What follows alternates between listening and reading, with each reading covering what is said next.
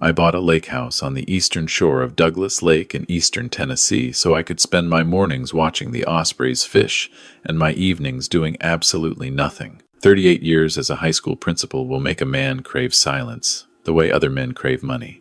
Then my younger brother called and told me he'd already set things up so his son and a few hunting buddies could use the property during deer season.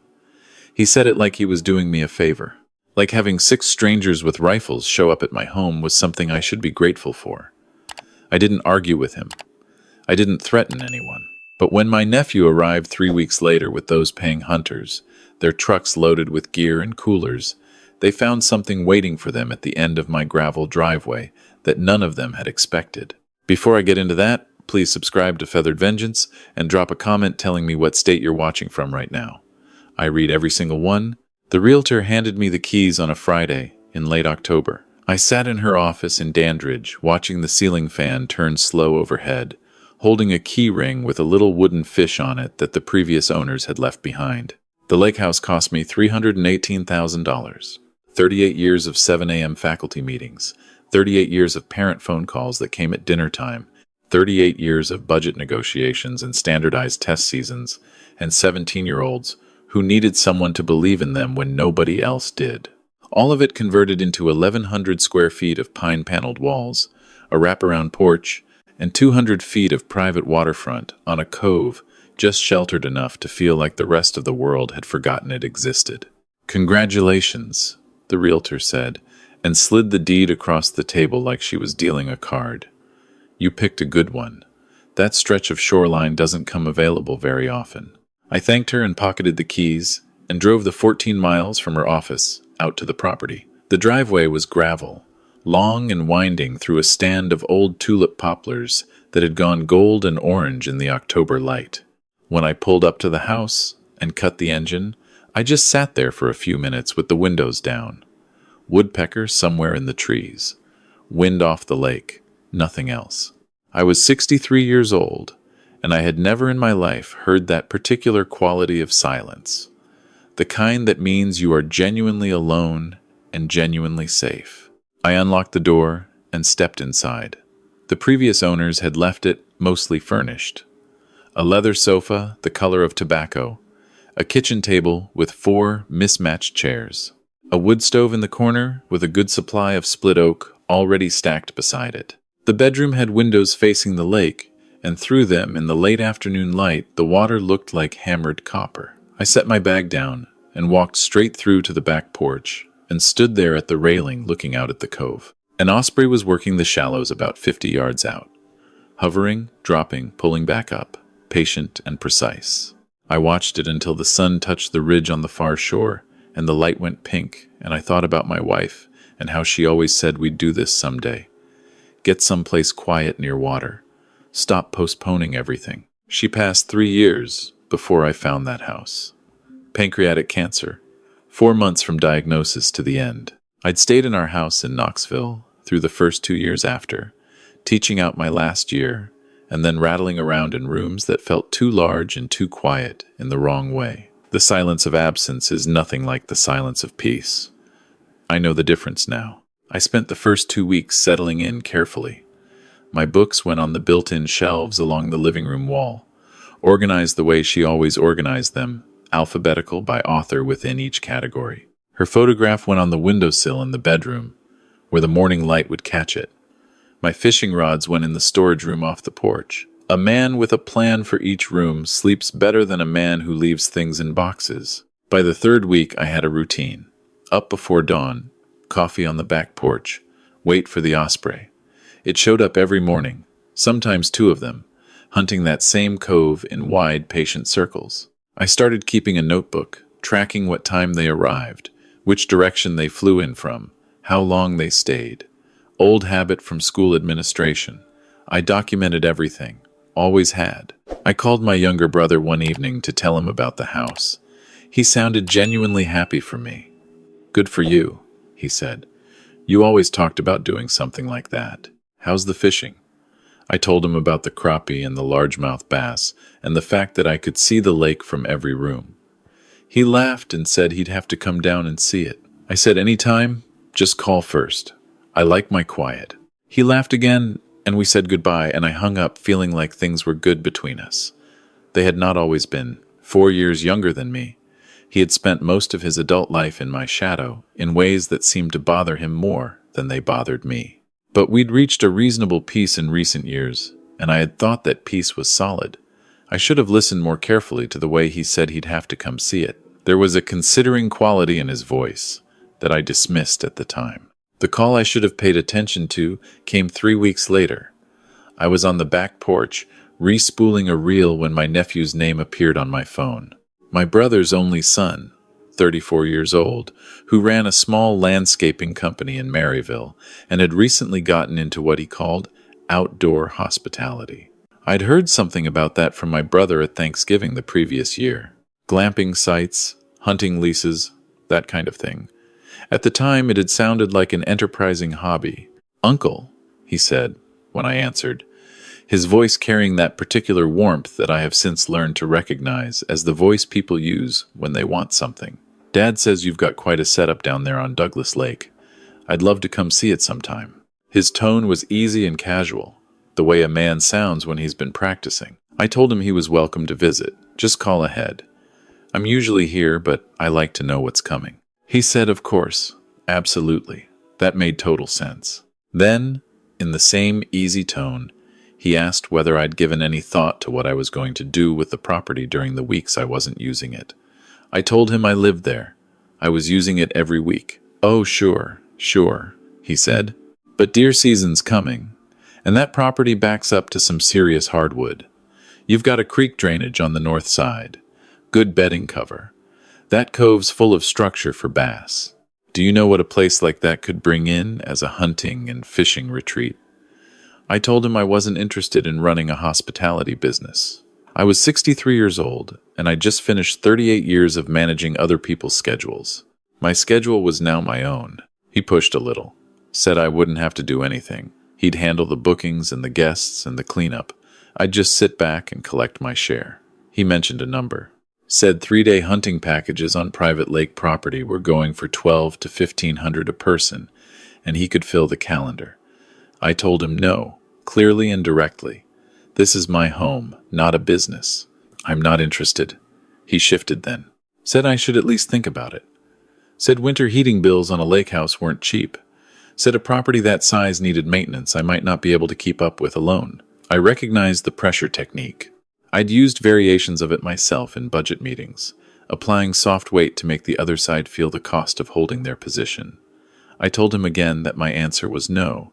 He said sure, he understood, and we'd talk again. Then he was gone. I set the reel down and sat for a while watching the lake. The warning feeling I had was specific and located, right at the base of my sternum. The feeling I used to get when a parent's tone during a conference told me the real conversation hadn't started yet. That evening I called my brother. I told him about the conversation with his son. He said his son was just ambitious, always looking for the next angle, that I should take it as a compliment that the kid saw potential in my property. I told him I'd said no clearly, and I needed him to make sure his son understood that. He said he'd talk to him. Then, in almost the same breath, he said I really should think about it, that a place like that sitting empty half the time was a waste. I told him it wasn't sitting empty. I was there. He said, "You know what I mean." I said I did know what he meant, and the answer was still no. After we hung up, I went to the kitchen table and got out a notepad. I wrote down the date and the substance of both conversations, my nephew's and my brother's. I was not expecting to need it. I wrote it down because I had spent 38 years learning that precise documentation prevented misunderstandings. Or, if misunderstandings were coming anyway, at least you had your record straight. November came in cold and clear. The ospreys were still around, later in the season than I'd expected. I asked one of the old-timers at the bait shop about it, and he said the lake held enough warm water from summer to keep the fish active longer than usual that year. "Good year for osprey," he said, like it was a fact about the weather. I bought night crawlers and went back to the dock and didn't think about my nephew for almost 2 weeks. Then one afternoon, I drove into Dandridge for groceries and stopped at the hardware store for weather stripping. There was a bulletin board near the door, the community kind, index cards, and flyers overlapping. I was walking past it when a photograph stopped me. The photograph was of a dock extending into a cove. A specific cove. A cove with a tulip poplar at the water's edge that had a crooked trunk from some old storm damage. My dock, my tulip poplar, my cove. I stepped closer. The flyer read, Douglas Lake Hunting and Fishing Retreat, private lakefront property. Deer season packages available. Bass and crappie fishing year-round. Fully equipped cabin, sleeps 8, private dock, 200 feet of waterfront, backs up to hardwood timber. 3-day packages starting at $1,400 per person. 6-person minimum. Book now for December dates. Limited availability. There was a QR code. There was a Facebook group name. There was a phone number I didn't recognize. I took the flyer off the board. I took a picture of it. I drove home, sat at the kitchen table, and pulled up Facebook on my laptop. The group was called Douglas Lake Outdoor Retreats. 47 members. 12 posts. Most of the posts were photographs. Some taken from my back porch, some through my windows. Several of the dock and the cove, from angles that told me someone had walked my entire property with a camera. 3 posts were booking announcements. One for the first weekend in December, listed as full, 6 guests confirmed. One for the second weekend, 3 spots remaining. One for the third weekend, just posted 2 days prior, 8 spots available. I sat there for a long time. The wood stove ticked. Outside, the last of the light went off the lake. I want to be clear about what happened inside me in those minutes. I did not feel the boiling, explosive anger some people feel when they've been wronged. I felt something colder and more deliberate.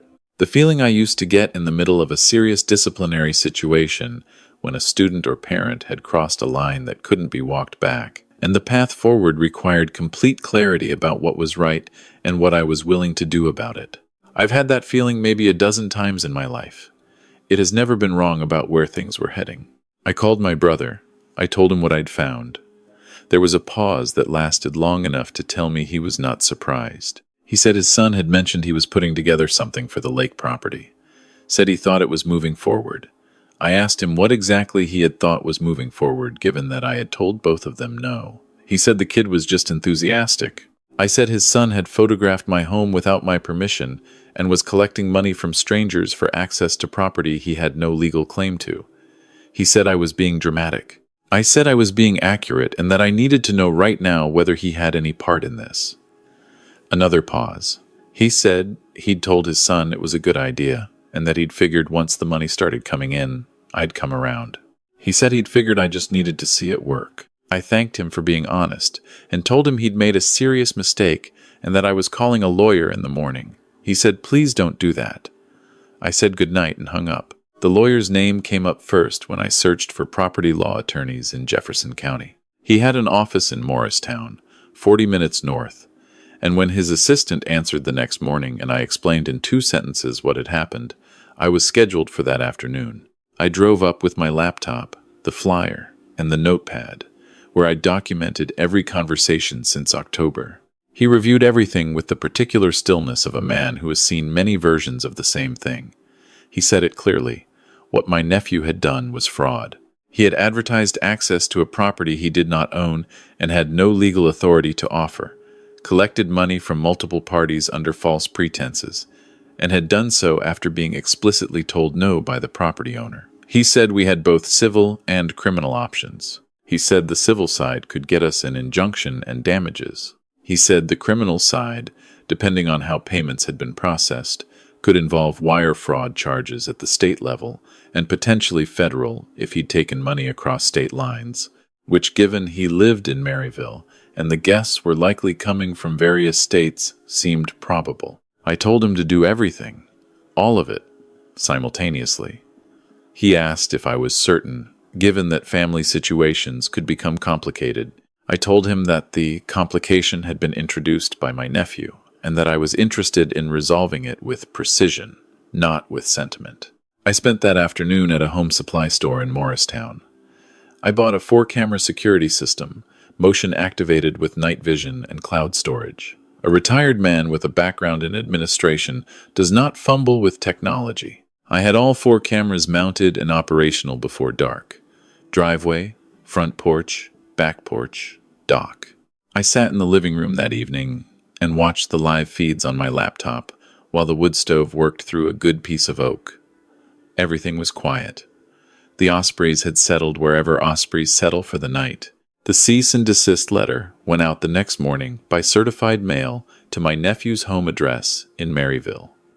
My lawyer was thorough. The letter documented the fraudulent listings, demanded immediate removal of all advertisements and group content, full refund of all payments received, and acknowledgement that the property in question was my sole and exclusive property, with no arrangement, agreement, or understanding of any kind that conveyed any right of use or management to any other party. Non-compliance within 72 hours would result in civil filing and criminal complaint to the Jefferson County Sheriff's Department. My nephew called me that evening. He did not sound contrite. He sounded like a man who had expected pushback and had prepared for it. He said this was a massive overreaction to a family misunderstanding. I told him there had been no misunderstanding. I had said no twice, clearly, and he had proceeded anyway. He said I was going to destroy a promising business because I was stubborn and set in my ways. I said that described my position accurately and asked whether the Facebook group was down yet. He said he needed more time to think through his options. I told him his options were to comply within the timeline or face the legal consequences, and that thinking about it was not a third option. He said he wasn't going to be threatened. I said I wasn't threatening. I was informing. There was a difference. He hung up. I checked the Facebook group. It was still active. The December bookings were still showing. I called my lawyer's answering service and left a message. He is not complying. File the civil injunction. Contact the sheriff's department. 2 days later, I heard from my brother.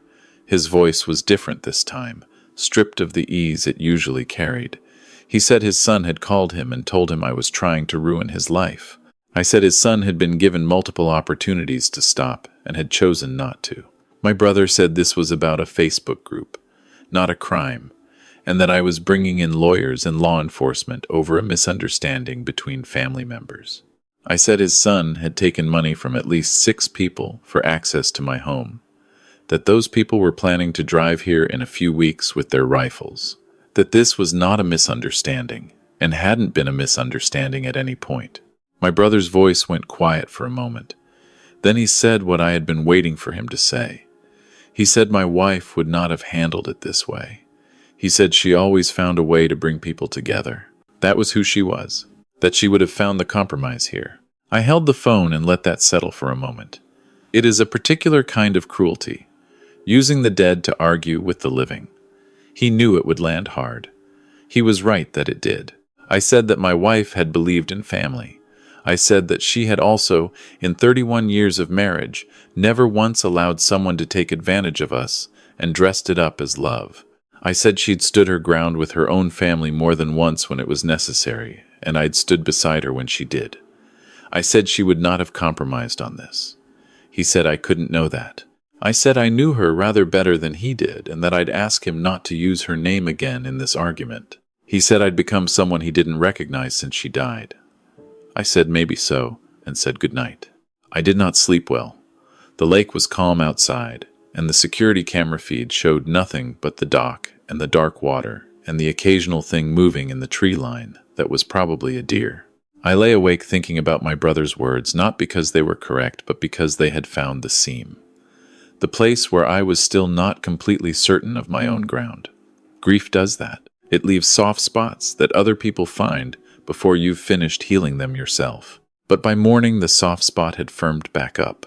I made coffee and took it to the porch in the cold and watched the ospreys come in off the main channel and work the cove. 2 of them that morning. One caught a fish in under 4 minutes. The other hunted for almost 20 before it connected. Both had the same approach. Patient, focused, completely indifferent to everything that wasn't the task in front of them. I have always admired that about birds of prey. They do not second guess. The injunction was filed that week. My lawyer also contacted the Jefferson County Sheriff's Department and filed a formal fraud complaint. The next morning, a deputy called me. He was professional and direct. He asked me to walk him through everything, which I did with the help of my notepad. He asked if he could come by the property to review the security footage. I said he was welcome anytime. He arrived that afternoon in a department-issued truck. I walked him through the Facebook group, the flyer, the booking history, the cease and desist, and the fact that the listings were still active. He watched the security footage with me, though at that point there was nothing on it to see beyond deer moving through the tree line at night. He asked whether I knew when the first paying guests were scheduled to arrive. I pulled up the Facebook group. First weekend of December. 6 hunters. He made notes. He said he was opening an investigation and that if my nephew showed up with guests, I should call him immediately and not engage directly. He said the injunction being ignored after service would significantly strengthen the case. The week that followed was the strange suspended quality of waiting for something you know is coming. I sealed the cabin for winter along the north wall where I'd found some air gaps. I split a cord of wood. I drove to the bait shop and talked fishing with the old-timer for an hour. I ate dinner on the porch every night even though it was cold, because the lake at dusk in December does something to the light that I do not have adequate words for. Purple going to charcoal going to black, with the first stars coming on above the ridge. My nephew called twice. The first time I answered. He said he'd gotten a lawyer of his own, and that he was confident the case would go nowhere because there was no written agreement between us and no actual harm had been done since the guests hadn't arrived yet. I told him the injunction was in place and that showing up with those guests would be contempt of a court order on top of everything else. He said his lawyer had advised him differently. I said his lawyer and I would have to disagree and ended the call. The second time he called, I didn't answer. December arrived cold and bright. The first weekend of the month, Friday afternoon, I was at my kitchen table reading when the motion alert came through on my phone from the driveway camera. 3 trucks pulling in. My nephew's truck I recognized. The other 2 were unknown. Truck beds loaded with orange-vested gear, rifle cases, cooler bags. 6 men, counting my nephew, standing in my driveway. I called the deputy. He said, stay inside. He said he was 20 minutes out. He said, do not go out there. I watched through the window from the living room. My nephew walked up to the front porch and knocked. When I didn't answer, he knocked again, harder. He called my name, said they had a long drive and needed to get settled before dark. Said we could work everything out once we were all inside and talking. I stood at the window with my phone recording and did not move. He tried the door, locked. Tried the back porch entrance visible on my security feed. Locked. Tried a window. Locked. He walked back to the group of hunters and I watched his body language from the window. The shift from confidence to explanation to something that looked like improvisation. One of the other men had his phone out and appeared to be reading something. He showed it to my nephew. Even from the living room, I could see the conversation change. When the deputy arrived, he had another officer with him. I watched from the window as the deputy spoke with the group. My nephew did most of the talking for his side. He gestured toward the house, toward the trucks, toward his phone. The deputy showed him paperwork. I recognized the injunction document from the way my nephew's face went through its sequence. Disbelief, argument, and then something that was not quite defeat, but was the step just before it. One of the hunters said something to my nephew that I couldn't hear. Then he said something to the other hunters, and they started loading back into their trucks. The second hunter group left without another word. My nephew stood in the driveway talking to the deputy for another 12 minutes. I watched the whole thing on my phone feed. At one point he pointed at the house, and I felt fairly confident he was pointing at me specifically. Finally he got in his truck and drove away. The deputy came to my door. He said my nephew had been served with notice of the contempt finding. He said 2 of the hunters had independently confirmed they'd paid my nephew directly, $600 each, for the 3-day package. Combined with the earlier bookings my lawyer had documented, the total collected was somewhere around $4,800. He said the contempt added to the fraud complaint and that the district attorney's office had been notified. He said the case was strong. He said I'd done the right thing, calling immediately and not engaging directly. After he left, I sat in the kitchen for a long time. The wood stove needed feeding, and I didn't get up to feed it for almost half an hour. I just sat there in the cooling room thinking about my nephew's face when he'd read that injunction. Not satisfaction.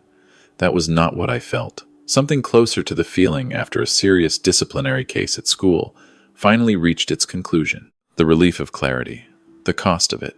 I poured 2 fingers of whiskey and took it to the back porch. December, stars over the lake, more than you ever see in town. The Milky Way, a genuine smear of light from one ridgeline to the other. No ospreys at this hour. Just the water and the dark and the stars and the cold, working through my jacket in a way that was unpleasant and also, somehow, clarifying. I thought about what my brother had said about my wife. I thought about whether she would have been proud of how I'd handled it. I thought about this for a long time, and I arrived at the same answer I always arrived at when I thought about her clearly, and without letting grief distort the image. She had been kind. She had also been one of the most precisely boundaried people I had ever known, which was not something most people who loved her superficially had understood about her. She was generous to the people who respected her limits, and completely immovable with the people who didn't. I had loved that about her since the first year of our marriage. She would not have compromised on this. My brother did not call for 3 weeks. My lawyer kept me updated. The district attorney reviewed the file and decided to proceed with charges: obtaining property by false pretenses, theft by deception, and contempt of a civil injunction. Given the amounts involved and the clear documented pattern, including the ignored cease and desist and the appearance with guests after the injunction was served, the DA expected a plea offer to be extended, probably a suspended sentence with full restitution and several years of probation. My nephew would have a criminal record. Any future licensing as a contractor, real estate agent, or any regulated outdoor hospitality operator would be substantially complicated or impossible. I sat with that for a while. The consequences were real, and they would follow him for a long time. I had not sought that. I had sought the simplest thing: to be left alone in a home I had bought with my own money and my own 40 years. He had made every choice that led from there to here. I knew that. I also knew that knowing it and feeling easy about it were not the same thing. It was in that period that I received a message from my nephew's wife through the Facebook Messenger, from an account I didn't have and hadn't given her.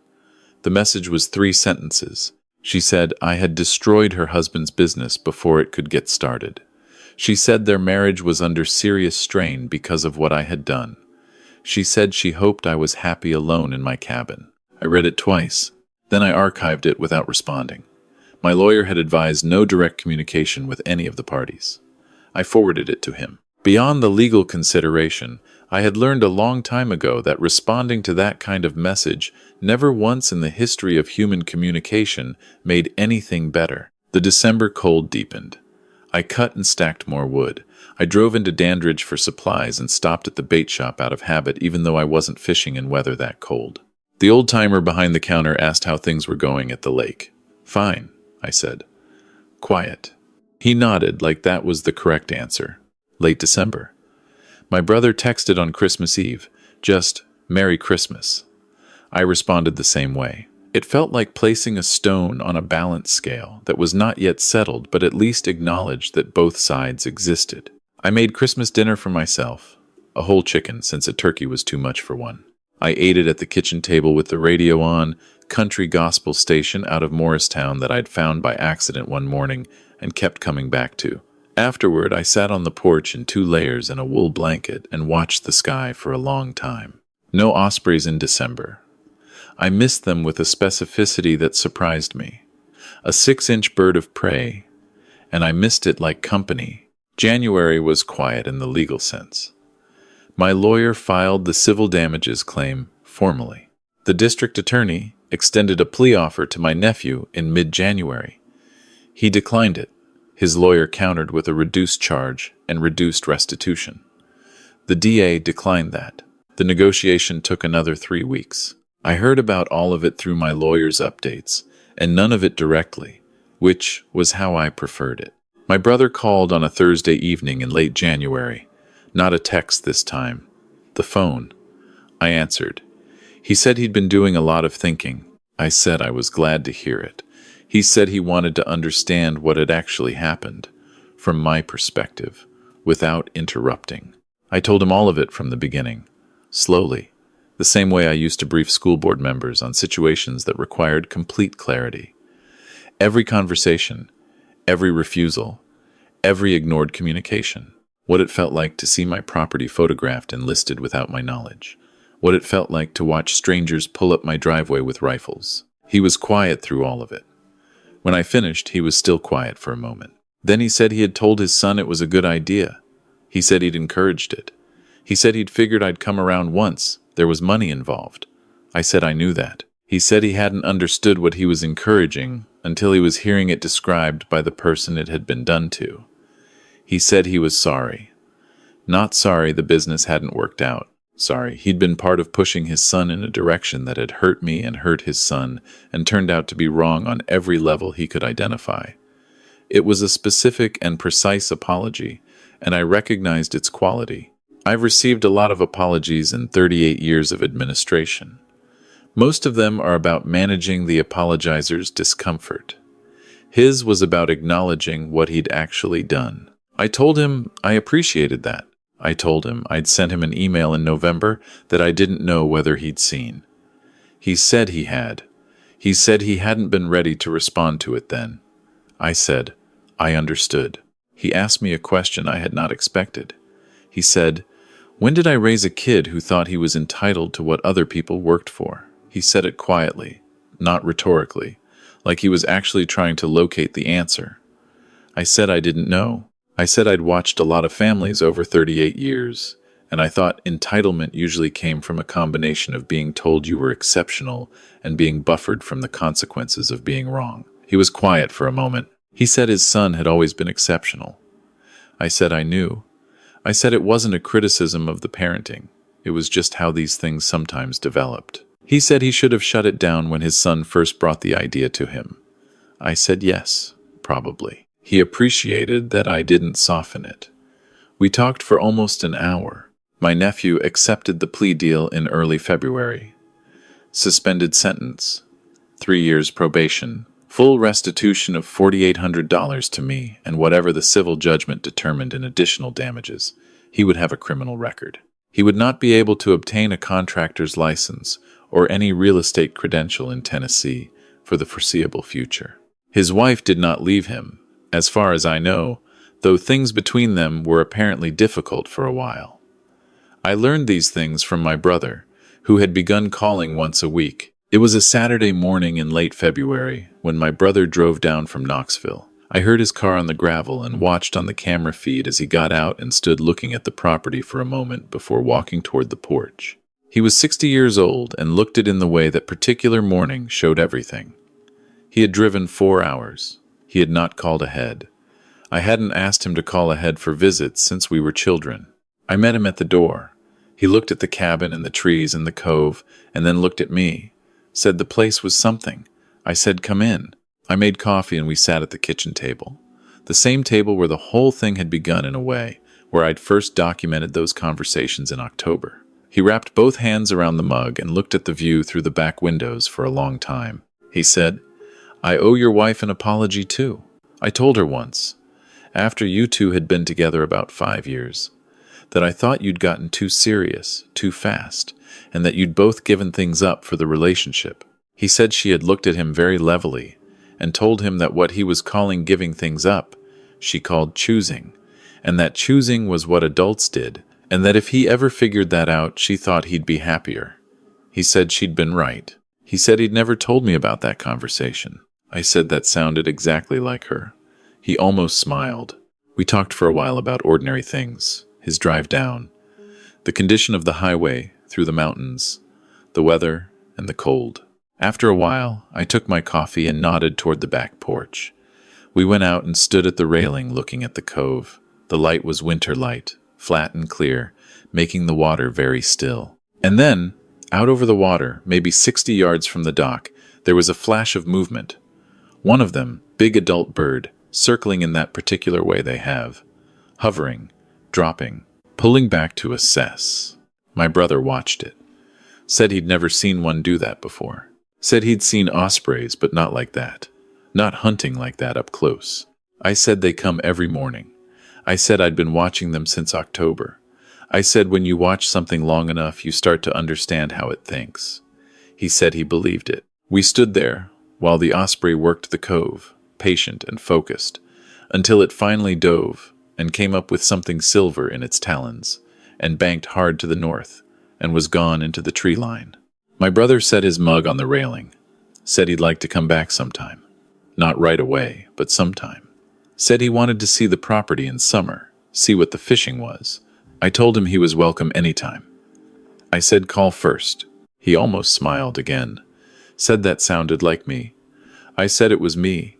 Nothing had changed about that. He stayed for lunch. I made a simple thing. Soup from what I had in the cabinet. Bread from the bakery in Dandridge I'd started going to on Saturdays. We ate at the kitchen table without a lot of words and without discomfort. There are people you can be quiet with and people you cannot, and it had been a long time since my brother and I had been in the first category. It felt like recovering something I hadn't realized was lost.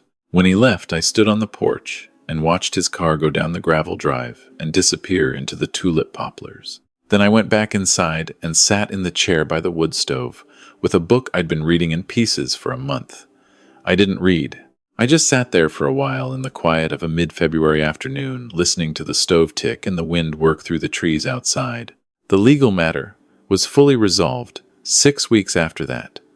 The civil judgment came back with an additional $2,200 in damages on top of the restitution from the criminal plea. I didn't expect to see all of it. My lawyer said people in that situation rarely paid in full, that the judgment would sit there and follow him, and that what mattered practically was that the criminal record would prevent him from doing this to anyone else. I said that was what had mattered to me from the beginning. The Facebook group had been down since the injunction was finalized. The flyer on the community board in Dandridge was long gone. On a Saturday in March, I drove to the bait shop in a different mood than any Saturday I could remember, bought night crawlers and a new spool of 8-pound test, and spent the afternoon on the dock in 40-degree weather catching and releasing 4 largemouth bass and 1 crappie that was too beautiful to keep. I sat out there until the light went and the first stars came on over the ridge. The ospreys were back by then, earlier than I'd expected. 2 of them, same cove, same patient circles. I don't know if they were the same birds as the fall. I like to think so. There was something in the way one of them flew, a slight hesitation in the hover before the drop that I'd noted in my fall notebook and seemed to recognize. Whether or not it was the same bird didn't change what I felt watching it work that cold spring water with complete focus and no wasted motion. Some things are worth protecting. I had worked for 38 years inside systems that required constant negotiation, compromise, and the management of other people's expectations. I was good at it, and I did not regret it. But there is a difference between professional flexibility and the surrender of what is yours, earned, and fundamental. My nephew had counted on me not knowing that difference clearly enough to act on it. He had mistaken quietness for weakness, which is a mistake people make more often than they should. My brother called that Sunday morning, early. Said he'd been thinking about the drive down. Said the road through the mountains was actually beautiful that time of year, and he'd been noticing things he usually drove past. I said that was what happened when you started paying a different kind of attention. He said maybe. He said he'd be in touch about the summer visit. I said I'd look forward to it. Call first. He laughed, a genuine one, and we said goodbye. I took my coffee to the back porch and stood in the cold morning watching the ospreys. The sun was coming up over the far ridge. The cove went from gray to silver to something closer to gold as the light strengthened. The larger osprey caught a fish in the first 10 minutes, a good-sized bass from the look of it, and carried it north toward wherever ospreys take things. The other one kept hunting, patient and precise, and entirely unconcerned with anything beyond the water and what was in it. This was what I had worked 40 years to reach. Not the lake house specifically, not the dollar amount or the waterfront footage or any of the measurable particulars, but this, to be somewhere quiet, where I was the one who decided what happened next, where my time was mine and my space was mine, and what I chose to do with either of those things was nobody else's business unless I made it theirs. I had protected that. The cost had been real, the family damage real, the loneliness of the months in between real. But the ground I was standing on was mine, and I was standing on it without apology. The second osprey finally caught something, a smaller fish, not the 10-minute hunt it had seemed like at first, but a long patient work toward the right moment. It flew low over the cove and disappeared into the trees on the far bank. The lake settled back into its morning stillness. I finished my coffee.